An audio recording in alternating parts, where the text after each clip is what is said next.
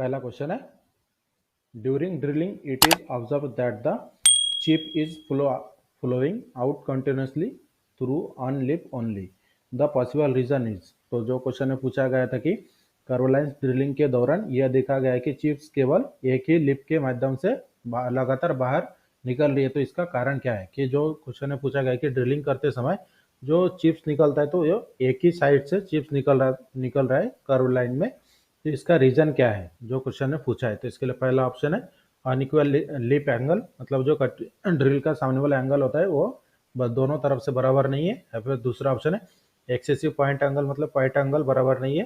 तीसरा ऑप्शन है unequal clearance angle, मतलब जो इसे ड्रिल में जो क्लियरेंस एंगल दिया जाता है ये अनइक्वल है, मतलब दोनों बराबर सही से नहीं है। या फिर चौथा ऑप्शन है cutting angle is not according to the metal being drill, मतलब जो हमें मटेरियल के ऊपर ड्रिलिंग करना है उसके हिसाब से कटिंग एंगल बराबर नहीं है ड्रिल का।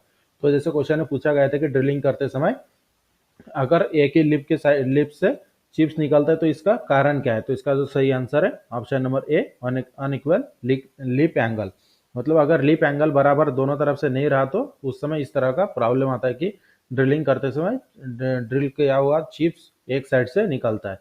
Next question, the drill hole are larger than the size of the drill used, the reason is. तो क्वेश्चन में जो पूछा गया है कि ड्रिल किए गए होल का उपयोग किए गए ड्रिल के आकार से बड़ा होता है, इसका कारण क्या है। मतलब जो हम ड्रिल से ड्रिल कर रहे हैं उसके साइज से ड्रिल का होल बड़ा हो रहा है, तो इसका कारण क्या है। तो इसके लिए पहला ऑप्शन है टू मच फीड, मतलब फीड की फीड रेट ज्यादा है। दूसरा ऑप्शन है हेलिक्स एंगल नॉट एक्यूरेट, मतलब इसका जो ड्रिल का हेलिक्स एंगल है वो बराबर नहीं है। या फिर तीसरा ऑप्शन है lip clearance angle not accurate, मतलब लिप क्लियरेंस एंगल भी बराबर नहीं है। या फिर चौथा ऑप्शन है unequal length of the cutting as की लेंथ बराबर नहीं है। तो क्वेश्चन में जो पूछा गया था कि जिस साइज से हम ड्रिलिंग कर रहे हैं उससे ड्रिल किया हुआ होल उससे बड़ा साइज का हो रहा है, तो इसका कारण क्या है। तो इसका सही आंसर है option number D unequal length of the cutting as, मतलब कटिंग एज की लंबाई असमान होने की वजह से जो ड्रिलिंग करते हैं हम ड्रिल के साइज से बड़ा होल हो जाता है। Next question, the drill sleeves or socket are available with more taper and their number range MT1 to MT6. Which one of the following drill size refer to MT4? तो जैसे question में पूछा गया है कि ड्रिल का जो sleeve होता है वो MT1 से MT6 तक अवेलेबल होता है, तो उसमें से जो MT4 होता है MT4 के लिए कितने नंबर का ड्रिल उपयोग होता है MT4 के स्लीव के लिए, यही क्वेश्चन ने पूछा था। तो इसके लिए पहला ऑप्शन है ड्रिल एबो 14 mm से 23 mm तक। दूसरा ऑप्शन है 23 mm से 31.75 mm। तीसरा ऑप्शन है 31.75 mm से 50.50 mm। और चौथा ऑप्शन है 50.50 mm से 76 mm।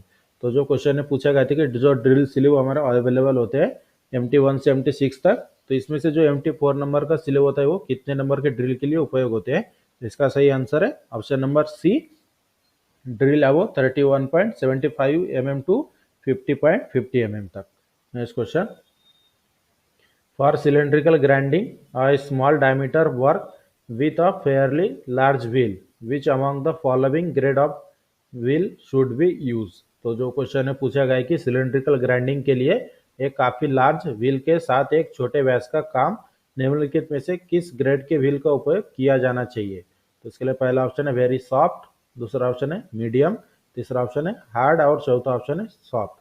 तो जैसे क्वेश्चन में पूछा गया था कि सिलेंड्रिकल ग्राइंडिंग के लिए एक बड़े व्हील के साथ एक छोटे व्यास का काम, मतलब छोटे व्यास का वर्क, तो निम्नलिखित में से किस ग्रेड के व्हील का उपयोग किया जाना चाहिए। तो इसका जो सही आंसर है option number C hard. Next question, the taper shank of drill of 20 mm diameter has. तो जैसे क्वेश्चन में पूछा गया कि 20 mm डायमीटर के टेपर शैंक ड्रिल के लिए कितने नंबर के स्लीव का उपयोग किया जाता है। तो इसके लिए पहला ऑप्शन है MT2, दूसरा ऑप्शन है MT1, तीसरा ऑप्शन है MT4 और चौथा ऑप्शन है MT3। तो जैसे क्वेश्चन ने पूछा था कि 20 मिलीमीटर डायमीटर के टेपर शैंक ड्रिल के लिए कितने नंबर का स्लीव का उपयोग किया जाता है, तो इसका जो सही आंसर है option number B MT2। Next question, the grade of grinding wheel depend upon, grinding wheel का ग्रेड किस पर निर्भर करता है। तो जो क्वेश्चन है पूछा है, तो इसके लिए पहला ऑप्शन है the hardness of the material being ground, मतलब जो मटेरियल हमें ग्राइंड करना है उसकी हार्डनेस के ऊपर, या फिर दूसरा ऑप्शन है speed of wheel and work, मतलब मशीन व्हील की स्पीड और वर्क की स्पीड के ऊपर, या फिर तीसरा ऑप्शन है कंडीशन ऑफ ग्राइंडिंग मशीन, मतलब ग्राइंडिंग मशीन की कंडीशन के ऊपर, या फिर चौथा ऑप्शन है ऑल ऑफ दिस। तो जैसे क्वेश्चन में पूछा गया था कि ग्राइंडिंग व्हील का ग्रेड किस पर निर्भर करता है, तो इसका जो सही आंसर है option number D all of this, मतलब उसमें जो जो हार्डनेस होता है मटेरियल का इसके ऊपर भी डिपेंड करता है, जिसके ऊपर हमें ग्राइंड करना है, या फिर उसके जो व्हील का होता स्पीड और जॉब का स्पीड के ऊपर भी डिपेंड करता है, और ग्राइंडिंग मशीन की कंडीशन के ऊपर भी डिपेंड करता है ग्राइंडिंग व्हील का grade. Next question, the the in centreless grinding work place centre will be, तो जो क्वेश्चन में पूछा गया है कि सेंटरलेस ग्राइंडिंग में वर्क प्लेस सेंटर कहाँ पर होगा, तो इसके लिए पहला ऑप्शन है एबो the line joining the two wheel centre, दूसरा ऑप्शन है below the line joining the two wheel centre, या फिर तीसरा ऑप्शन है on the line joining the two wheel centre, या फिर चौथा ऑप्शन है at the intersection of the line joining the wheel centre with the work place plan. तो जैसे क्वेश्चन में पूछा गया था कि सेंटरलेस ग्राइंडिंग में वर्क प्लेस सेंटर कहाँ पर होता है, तो इसका जो सही आंसर है ऑप्शन नंबर ए या वो the line joining the two wheel centre, मतलब दो व्हील सेंटर को जोड़ने वाली रेखा के ऊपर। Next question, major constitute of the gun metal is, तो जो क्वेश्चन में पूछा गया है कि गन मेटल का प्रमुख घटक कौन सा है, तो इसके लिए पहला ऑप्शन है कॉपर, दूसरा ऑप्शन है निकेल, तीसरा ऑप्शन है आयरन, और चौथा ऑप्शन है zinc.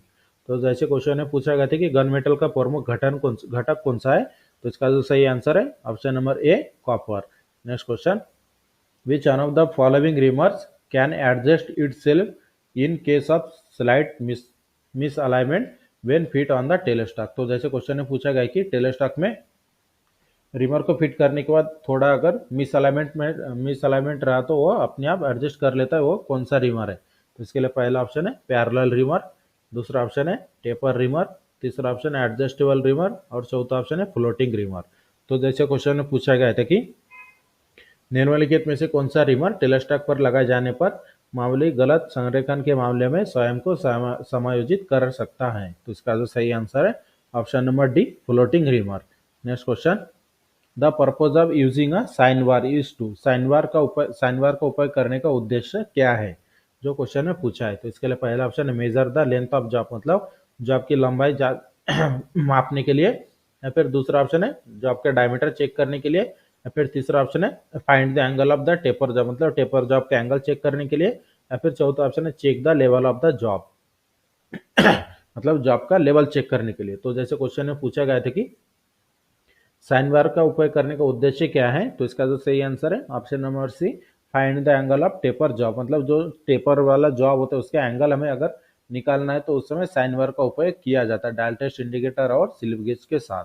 Next question, a hole which is not made through full depth of the component is known as, तो जो क्वेश्चन में पूछा गया है कि जो एक होल जो आर पर नहीं किया हुआ होता है उसे कौन से नाम से जाना जाता है, तो इसके लिए पहला ऑप्शन है कोर होल, दूसरा ऑप्शन है ब्लाइंड होल, तीसरा ऑप्शन है पिन होल, और चौथा ऑप्शन है बोर होल। तो जैसे क्वेश्चन में पूछा गया था कि एक होल जो घटक की पूरी गहराई के माध्यम से नहीं बनाया जाता है उसे कौन से नाम से जाना जाता है, मतलब जो होल आर पर नहीं होता उसे कौन से नाम से जाना जाता है, तो इसका जो सही आंसर है option number be blind hole. Next question,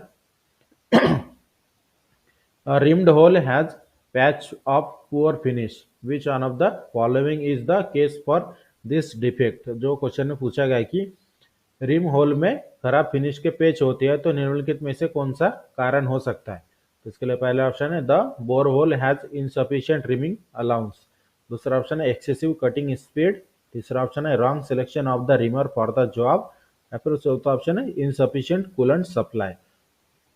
तो जैसे क्वेश्चन में पूछा गया था कि रिम होल में खराब फिनिश के पैच होते हैं तो निम्नलिखित में से कौन से कारण की वजह से रफ फिनिश होती है, तो इसका जो सही आंसर है option number A the bore whole has insufficient rhyming allowance, मतलब बोर होल में अपर्याप्त रिमिंग अलाउंस होने की वजह से और बोर किया हुआ होल फिनिश नहीं होता है।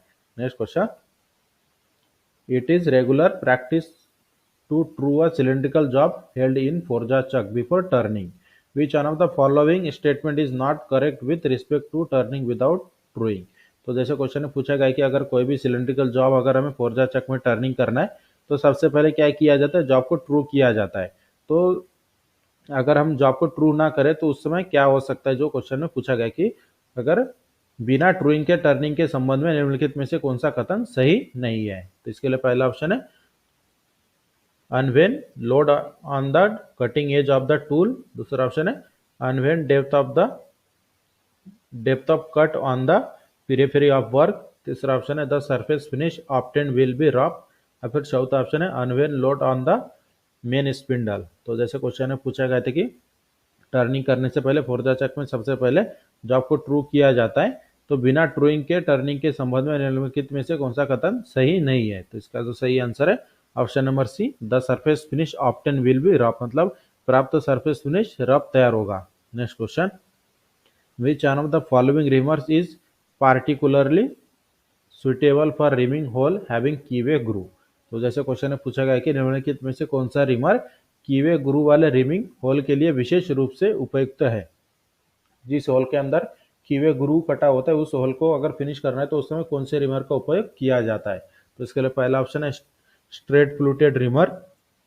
दूसरा ऑप्शन है हेलिकल फ्लूटेड रिमर। तीसरा ऑप्शन है टेपर रिमर और चौथा ऑप्शन है पायलट रिमर।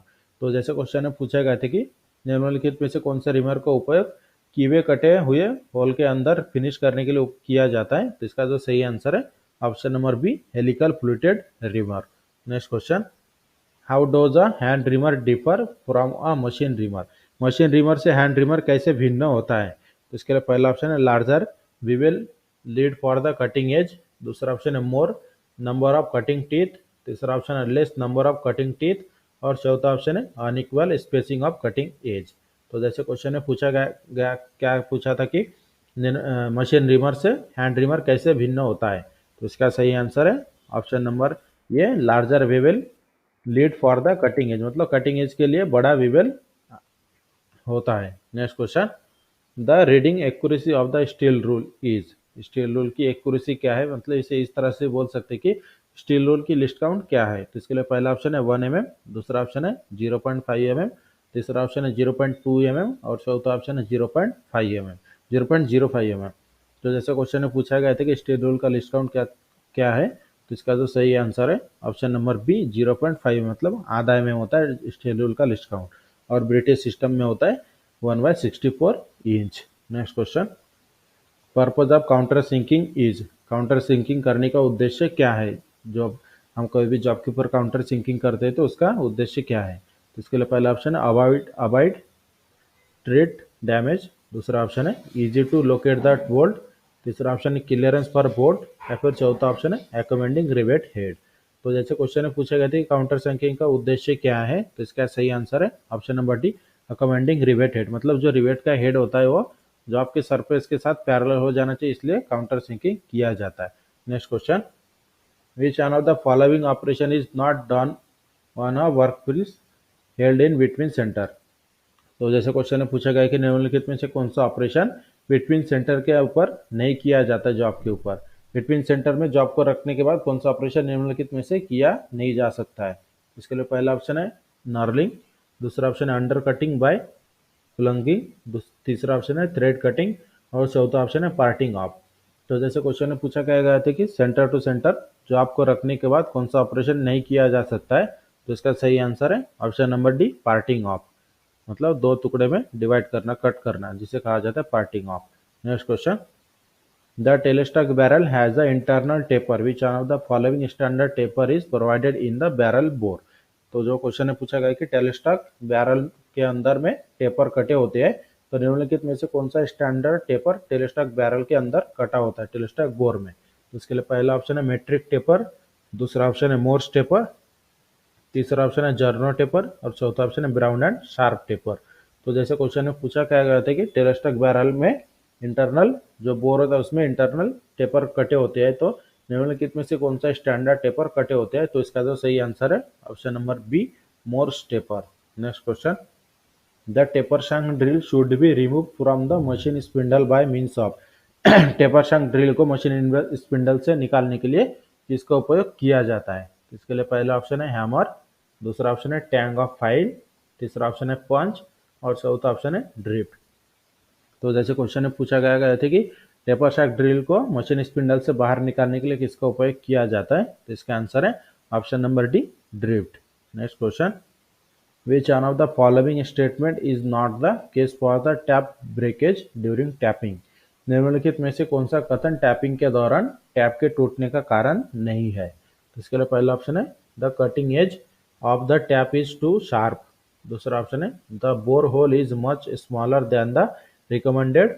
या फिर तीसरा ऑप्शन है द चिप्स गेट क्लॉग्ड। या फिर चौथा ऑप्शन है the feed rate is too fast for the material. तो जैसे क्वेश्चन में पूछा क्या गया था कि निम्नलिखित में से कौन सा कथन टैपिंग के दौरान टैप के टूटने का कारण नहीं है? तो इसका सही आंसर है option number A the cutting edge of the tap is too sharp, मतलब टैप के काटने वाले किनारे बहुत नुकीले, मतलब कटिंग इसके बहुत शार्प होते हैं, ये कारण टैप टूटने का नहीं है। Next question, which among the following factor will not influence the selection of the cutting speed while performing operation on drilling machine? तो जो क्वेश्चन में पूछा गया है कि निम्नलिखित में से कौन सा कारण ड्रिलिंग मशीन पर संचालन करते समय काटने की गति के चयन को प्रभावित नहीं करता है। मतलब मशीन को, जैसे ड्रिल मशीन के ऊपर अगर हमें ड्रिलिंग करना है तो निम्नलिखित में से कौन सा कारण ड्रिल मशीन की स्पीड के ऊपर प्रभाव नहीं देता है? तो इसके लिए पहला ऑप्शन है विड्थ ऑफ जॉब, दूसरा ऑप्शन है मटेरियल ऑफ जॉब, तीसरा ऑप्शन है मटेरियल ऑफ टूल और चौथा ऑप्शन है ऑपरेशन टू बी परफॉर्म। तो जैसे क्वेश्चन में पूछा गया था कि ड्रिलिंग मशीन के ऊपर ड्रिलिंग करते समय ड्रिल का स्पीड किसके ऊपर निर्भर नहीं करता है? निम्नलिखित में से किसके ऊपर निर्भर नहीं करता है? तो इसका जो सही आंसर है option number A width of job, मतलब जॉब के विड्थ मतलब चौड़ाई के ऊपर कोई डिपेंड नहीं रहता है मशीन की speed. Next question, the surfaces are treated to. जैसे क्वेश्चन में पूछा क्या गया कि tap surfaces are treated to, tap की सतहों का उपचार किया जाता है। तो इसके लिए पहला ऑप्शन है इम्प्रूव द अपीयरेंस, दूसरा ऑप्शन है improve the wear resistance property, तीसरा ऑप्शन है प्रिवेंट देम फ्रॉम गेटिंग क्रॉक्ड और चौथा ऑप्शन है improve the automatic threading machines. तो जैसे क्वेश्चन में क्या पूछा गया था कि टैप की सतहों का उपचार किया जाता है, किस लिए किया जाता है? तो इसका जो सही आंसर है option number B improve the wear resistant property, मतलब घिसने के प्रतिरोध गुणधर्म में सुधार लाने के लिए टैपिंग सरफेस को ट्रीटेड किया जाता है। Next question, when the tail stalk is offset for turning taper the center line of the tail stalk is। तो जैसे क्वेश्चन में क्या पूछा गया है कि जब टेल स्टॉक को टेपर टर्निंग के लिए ऑफसेट किया जाता है तो टेल स्टॉक की सेंटर लाइन कैसी होती है? तो इसके लिए पहला ऑप्शन है incline with the lathe bed at angle equal to the angle of taper required। दूसरा ऑप्शन है incline with the lathe bed on half of the angle of the taper required। या फिर तीसरा ऑप्शन है still parallel with the lathe bed।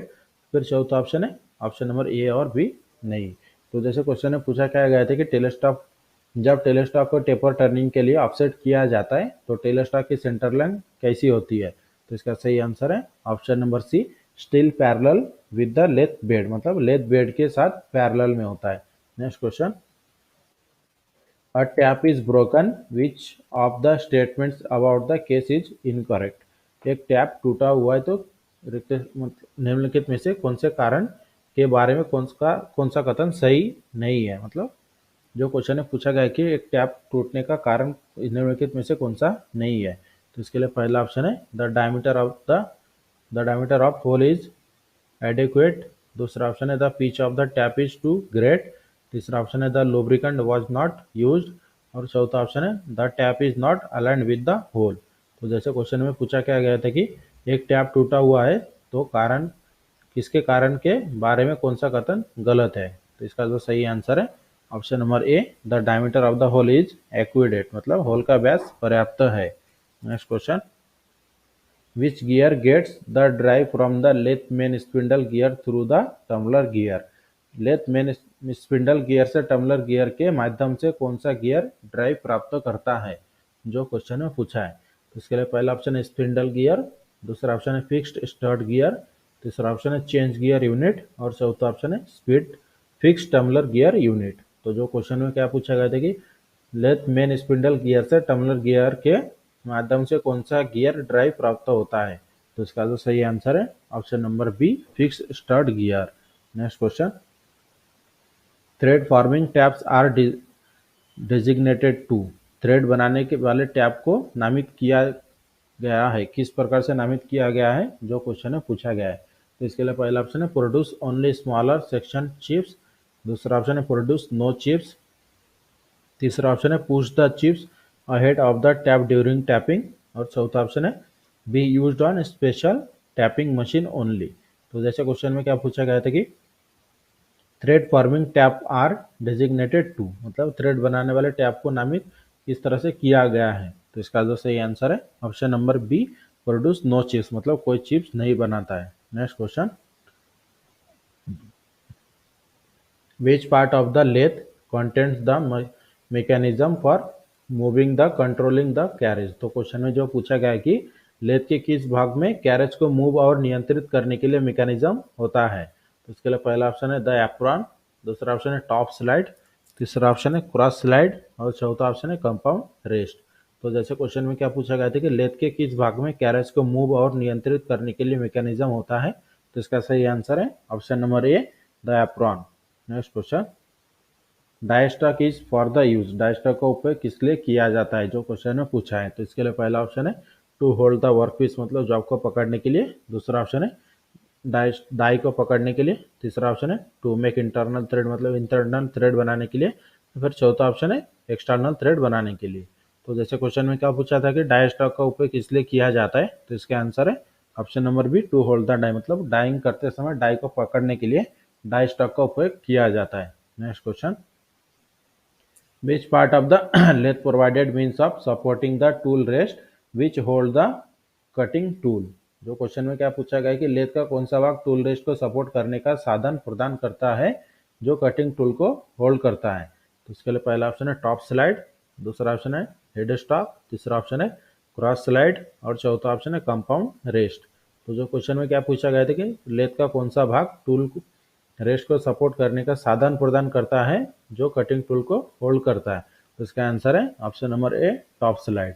Next question, which one of the following collects is suitable to hold 25 mm diameter rod accurately in a single spindle auto lathe। जो question में क्या पूछा गया है कि निम्नलिखित में से कौन सा कॉलेट एक स्पिंडल ऑटो लेथ में 25 मिलीमीटर व्यास की रॉड को सटीक रूप से पकड़ने के लिए उपयुक्त है। इसके लिए पहला ऑप्शन है ड्रॉ इन कॉलेक्ट, दूसरा पुश टाइप कॉलेक्ट, तीसरा ऑप्शन है डेड लेंथ कॉलेक्ट, और चौथा ऑप्शन है मास्टर कॉलेक्ट विथ पैड। तो जो क्वेश्चन में क्या पूछा गया था कि कौन से कॉलेट में 25 मिलीमीटर डायमीटर के वाले रॉड को हम एक्यूरेटली फिट कर सकते हैं, तो इसका जो सही आंसर है option number C dead length collet. Next question, which unit of feed mechanism of a lathe provided different feed rate can be given to the tool. Lathe के फीड मैकेनिज्म की कौन सी यूनिट उपकरण को अलग अलग feed rate प्रदान करती है, जो क्वेश्चन है पूछा है। तो इसके लिए पहला ऑप्शन है एप्रॉन मैकेनिज्म, दूसरा ऑप्शन है चेंज गियर यूनिट, तीसरा ऑप्शन है टम्बलर गियर यूनिट, और चौथा ऑप्शन है क्विक चेंज गियर बॉक्स।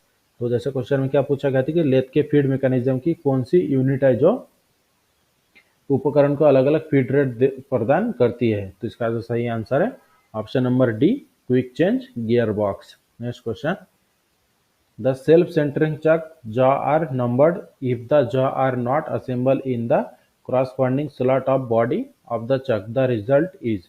तो जैसे क्वेश्चन में क्या पूछा गया है कि सेल्फ सेंटरिंग चक में जॉ के ऊपर नंबर दिए जाते हैं, यदि जॉ चक के बॉडी से संबंधित स्लॉट में नहीं बैठते तो इसका परिणाम क्या होता है।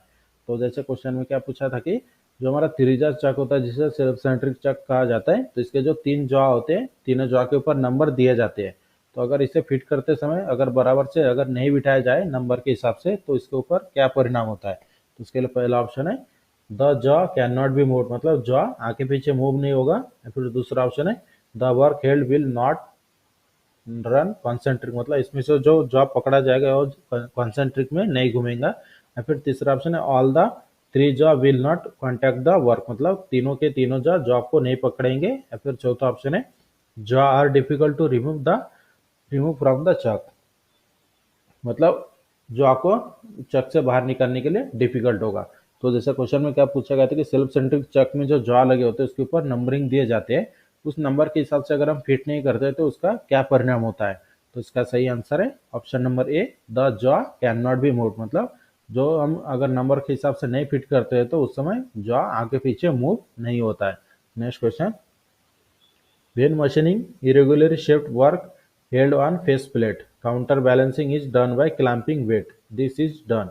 तो जो क्वेश्चन में क्या पूछा गया था कि जब मशीनिंग अनियमित आकार का कार्य फेस प्लेट पर किया जाता है तो क्लैंपिंग वेट द्वारा काउंटर बैलेंसिंग की जाती है। तो काम किस समय पर की जाती है काउंटर बैलेंसिंग वेट, तो यही क्वेश्चन में पूछा गया है। अनियमित आकार के अगर जॉब हम कर रहे हैं कोई भी लेथ मशीन के ऊपर फेस प्लेट के ऊपर लगाकर, तो उसमें काउंटर बैलेंसिंग वेट दिया जाता है। तो काउंटर बैलेंसिंग वेट को कौन से समय पे लगाया जाता है, जो क्वेश्चन में पूछा था। इसके लिए पहला ऑप्शन है before mounting the face plate on the spindle nose, दूसरा ऑप्शन है after mounting the face plate on the spindle nose and revolving the work at the slowest RPM, या फिर तीसरा ऑप्शन है after mounting the face plate on the spindle nose and keeping the spindle is neutral position, या फिर चौथा option है after taking the rough cut. तो जैसे क्वेश्चन में क्या पूछा गया था कि जब मशीनिंग अनियमित आकार का कार्य फेस प्लेट पर किया जाता है तो क्लैंपिंग वेट द्वारा बैलेंसिंग काउंटर बैलेंसिंग की जाती है। तो काउंटर बैलेंसिंग कब किया करते हैं, जो क्वेश्चन में पूछा था। तो इसका आंसर है option number C, after mounting the face plate on the spindle nose and keeping the spindle is neutral position. मतलब स्पिंडल नोज पर फेस प्लेट लगाने और स्पिंडल को न्यूट्रल स्थिति में रखने के बाद काउंटर बैलेंस वेट फिट किया जाता है। Next question, which one of the following drilling machines is used for drilling hole where electricity is not available? Question में जो पूछा क्या गया है कि निम्नलिखित में से कौन सी ड्रिलिंग मशीन ड्रिलिंग होल के लिए उपयोग की जाती है जब इलेक्ट्रिसिटी उपलब्ध नहीं होती। मतलब अगर इलेक्ट्रिसिटी के बिना ड्रिल मशीन नहीं चलता है, तो अगर इलेक्ट्रिसिटी हमारे पास नहीं अवेलेबल रहा तो उस समय कौन से ड्रिल मशीन के सहायता से हम ड्रिलिंग कर सकते हैं। तो इसके लिए पहला ऑप्शन है बेंच ड्रिलिंग मशीन, दूसरा ऑप्शन है पिलर ड्रिलिंग मशीन, तीसरा ऑप्शन है रेडियल ड्रिलिंग मशीन और चौथा ऑप्शन है रैचेट ड्रिलिंग मशीन। तो जो क्वेश्चन में पूछा क्या गया था कि निम्नलिखित में से कौन सी ड्रिलिंग मशीन होल के लिए उपयोग की जाती है जब इलेक्ट्रिसिटी अवेलेबल नहीं होती है। तो इसका आंसर है option number D, ratchet drilling machine. Next question, what is the purpose for study rest using in lathe, lathe machine में स्टडी रेस्ट का उपयोग करने का उद्देश्य क्या है, जो क्वेश्चन में पूछा है। इसके लिए पहला ऑप्शन है additional clamp support for the head stock, दूसरा ऑप्शन है additional support for the workpiece, तीसरा ऑप्शन है additional support for the tool और चौथा ऑप्शन है to reduce the job speed. तो क्वेश्चन में जो पूछा था कि लेथ में स्टडी रेस्ट का उपयोग करने का उद्देश्य क्या है, तो इसका आंसर है option number B, additional support for the workpiece, मतलब काम के टुकड़े के लिए अतिरिक्त समर्थन। Next question, which is the possible case when a twist drill produce और rough hole on the job. तो क्वेश्चन में क्या पूछा गया है कि टूल ड्रिल की सहायता से ड्रिलिंग करते समय जब अगर रफ होल तैयार होता है तो उसका संभावित कारण क्या है। तो इसके लिए पहला ऑप्शन है the clearance angle is too high, मतलब क्लियरेंस एंगल बहुत ज़्यादा है, या फिर दूसरा ऑप्शन है द क्लियरेंस एंगल बहुत कम है, या फिर चौथा ऑप्शन है कटिंग स्पीड बहुत ज़्यादा है, या फिर चौथा ऑप्शन है feed rate is too high, मतलब फीड रेट बहुत ज़्यादा है। तो जो क्वेश्चन में पूछा गया था कि ड्रिलिंग करते समय अगर रफ होल तैयार होता है तो उसका कारण क्या होता है, तो इसका आंसर है option number D, feed rate is too high, मतलब फीड दर बहुत अधिक होने की वजह से रफ होल तैयार होता है। Next question, diameter 6 capital H7 hole is to be rimmed in a steel workpiece, what size of drill will be required। तो क्वेश्चन में एक साइज दिया गया है 6 कैपिटल H7, तो इसमें से इसका अगर हमें रिमिंग करना है इस साइज का, तो उस समय ड्रिल का आकार कितना होना चाहिए, मतलब ड्रिल का साइज कितना होना चाहिए। जो क्वेश्चन में पूछा गया है कि 6 mm का अगर हमें रिमिंग करना है तो ड्रिल का साइज कितना होना चाहिए। तो इसके लिए पहला ऑप्शन है 5.5 mm, दूसरा ऑप्शन है 5.8 mm, तीसरा ऑप्शन है 6 mm और चौथा ऑप्शन है 6.2 mm। तो जैसे क्वेश्चन में पूछा क्या गया था कि 6 mm की अगर हमें रिमिंग करना है तो ड्रिल का साइज कितना होना चाहिए, तो इसका सही आंसर है ऑप्शन नंबर बी, 5.8 mm। तो इसका कैलकुलेट करने के लिए फार्मूला आता है रिमर साइज माइनस ब्रैकेट में under size plus over size. इस फार्मूला का उपयोग करके रिमिंग का ड्रिल साइज कैलकुलेट किया जाता है। Next question, the main advantage of using hexagonal socket head cap screw is to. जो क्वेश्चन में क्या पूछा गया कि hexagonal socket head cap screw का उपयोग करने का मुख्य लाभ क्या है। उसके लिए पहला ऑप्शन है ऑपरेट फ्रीक्वेंटली एंड इजीली, दूसरा ऑप्शन है डिसमेंटल पार्ट्स इजीली, तीसरा ऑप्शन है have a very firm grip और चौथा ऑप्शन है avoid the protection of the screw head above the surface. तो जो क्वेश्चन में क्या पूछा गया था कि hexagonal socket head cap screw का उपयोग करने का मुख्य लाभ क्या है, तो इसका आंसर है option number D, avoid the projection of the screw head above the surface, मतलब सतह के ऊपर पेंच सिर के प्रोजेक्शन से बचने के लिए। कभी भी जो hexagonal socket head cap screw जो यूज करते हैं तो उसका मुख्य कारण यही होता है कि जो सरफेस होते हैं उसके पैरेलल में मैच हो जाता है, वो उस सरफेस के ऊपर नहीं आता है। Next question, vernier caliper is used to measure the accuracy is up to. Vernier caliper के सहायता से हम कितने एक्यूरेसी में माप ले सकते हैं, जो क्वेश्चन में पूछा है। तो इसके लिए पहला ऑप्शन है 0.01 mm, दूसरा ऑप्शन है 0.02 mm, तीसरा ऑप्शन है 0.2 mm और चौथा ऑप्शन है 0.1 mm। तो जैसे क्वेश्चन में क्या पूछा गया था कि वर्नियर कैलिपर के सहायता से कम कितनी एक्यूरेसी में माप ले सकते हैं, मतलब डायरेक्टली इनडायरेक्टली क्वेश्चन में ही पूछा गया कि वर्नियर कैलिपर का लिस्ट काउंट क्या है। तो इसका सही आंसर है option number B, 0.02 mm। Next question, define BIS standard. BIS का फुल फॉर्म क्या होता है, जो क्वेश्चन में पूछा है। तो इसके लिए पहला ऑप्शन है बोर्ड ऑफ इंडियन स्टैंडर्ड, दूसरा ऑप्शन है ब्यूरो ऑफ स्टैंडर्ड इंस्टीट्यूट, तीसरा ऑप्शन है बोर्ड ऑफ इंटरनेशनल सिस्टम और चौथा ऑप्शन है ब्यूरो ऑफ इंडियन स्टैंडर्ड। तो जैसे क्वेश्चन में क्या पूछा गया था कि बीआईएस का फुल फॉर्म क्या होता है, तो इसका सही आंसर है option number D, bureau of Indian standard. Next question, jib is provided in the dovetail assembly of the cross slide and the saddle, it is purpose is to। तो question में क्या पूछा गया था कि जिब क्रॉस स्लाइड और saddle के असेंबली में जिब को प्रोवाइड किया जाता है, तो इसका पर्पज क्या होता है, कौन से उद्देश्य के कारण जिब को क्रॉस स्लाइड और सैडल के असेंबली में फिट किया जाता है। तो इसके लिए पहला ऑप्शन है allow the assembly of cross slide and saddle, दूसरा ऑप्शन है guide the cross slide movement on the saddle, तीसरा ऑप्शन है eliminated blackness between the cross slide screw और चौथा ऑप्शन है reduce the slackness in the cross slide movement. तो जो question में जो पूछा गया था कि जीप को क्रॉस स्लाइड और सैडल के डॉक्टल असेंबली में प्रदान किया जाता है, इसका उद्देश्य क्या है, तो इसका सही आंसर है option number D, reduce the slackness in the cross slide movement, मतलब क्रॉस स्लाइड को जब हम मूवमेंट करते हैं उसमें ज़्यादा प्ले नहीं रहना चाहिए, जिसकी वजह से जीप को प्रोवाइड किया जाता है क्रॉस स्लाइड और सैडल के असेंबली में। Next question, feed of the tool is turning is express is. जो क्वेश्चन में क्या पूछा गया है कि टर्निंग करते समय जो फीड होता है तो फीड का यूनिट क्या होता है। तो इसके लिए पहला ऑप्शन है मीटर पर मिनट, दूसरा ऑप्शन है मिलीमीटर पर मिनट, तीसरा ऑप्शन है मिलीमीटर पर रेवोल्यूशन और चौथा ऑप्शन है सेंटीमीटर पर रेवोल्यूशन। तो जैसे क्वेश्चन में पूछा गया था कि टर्निंग में फीड का यूनिट क्या होता है टर्निंग करते समय, तो इसका सही आंसर है ऑप्शन नंबर सी, मिलीमीटर पर रेवोल्यूशन। इस तरह से आज के क्लास में हमने आपको 43 क्वेश्चन इंपॉर्टेंट सॉल्व करके दिया है और इसी तरह की डेली क्लास के लिए मेरे चैनल को सब्सक्राइब करके बेल आइकन को दबाएं ताकि मेरी वीडियो की नोटिफिकेशन आपको टाइम पर मिलते रहे और इसी तरह की डेली क्लास हम करवाएंगे एग्जाम होने तक। और वीडियो अच्छी लगे तो हमारे चैनल को सब्सक्राइब करें, शेयर करें और लाइक जरूर करें।